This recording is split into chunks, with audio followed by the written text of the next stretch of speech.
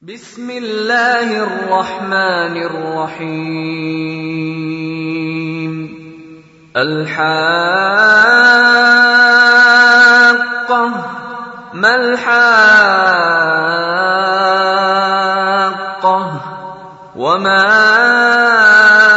أدراك ما الحاقة كذبت ثمود وعاد بالقارعة فأما ثمود فأهلكوا بالطاغية وأما عاد فأهلكوا بريح صرصر عاتية سخرها عليهم 7 ليال و8 أيام حسوما فترى القوم فيها صرعى كأنهم أعجاز نخل خاوية فهل ترى لهم من باقية وجاء فرعون ومن قبله والمؤتفكات بالخاطئة فعصوا رسول ربهم فأخذهم أخذة رابية إنا لما طغى الماء حملناكم في الجارية لنجعلها لكم تذكرة وتعيها أذن واعية فإذا نفخ في الصور نفخة واحدة وحملت الأرض والجبال فدكتا دكة واحدة فيومئذ وقعت الواقعة وانشقت السماء فهي يومئذ واهية والملك على أرجائها ويحمل عرش ربك فوقهم يومئذ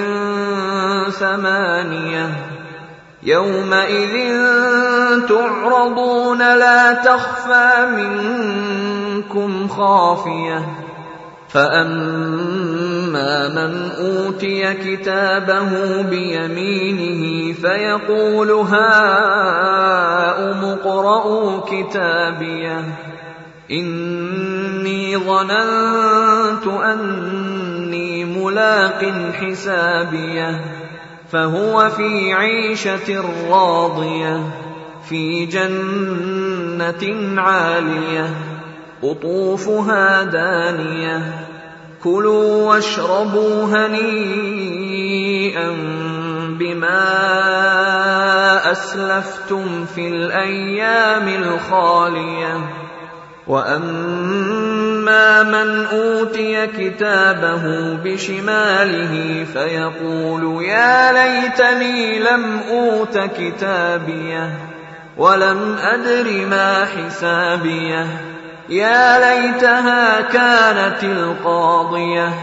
ما أغنى عني ماليه هلك عني سلطانيه خذوه فغلوه ثم الجحيم صلوه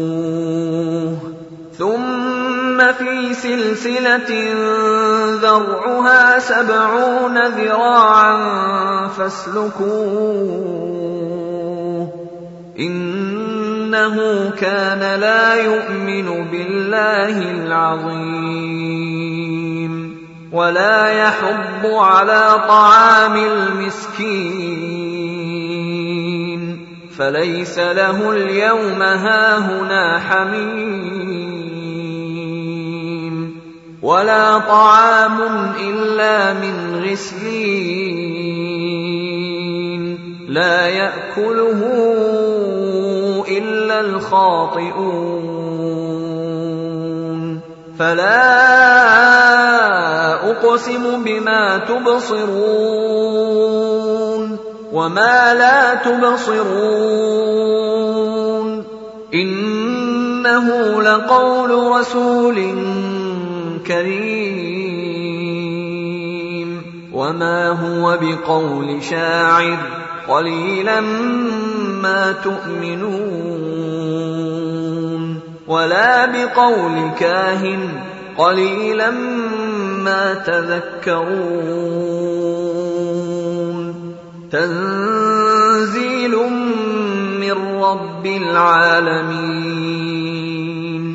ولو تقول علينا بعض الأقاويل لأخذنا منه باليمين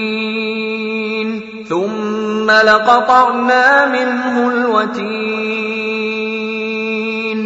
فما منكم من أحد عنه حاجزين وإنه لتذكرة للمتقين وإنا لنعلم أن منكم مكذبين وإنه لحسرة على الكافرين وإنه لحق اليقين فسبح باسم ربك العظيم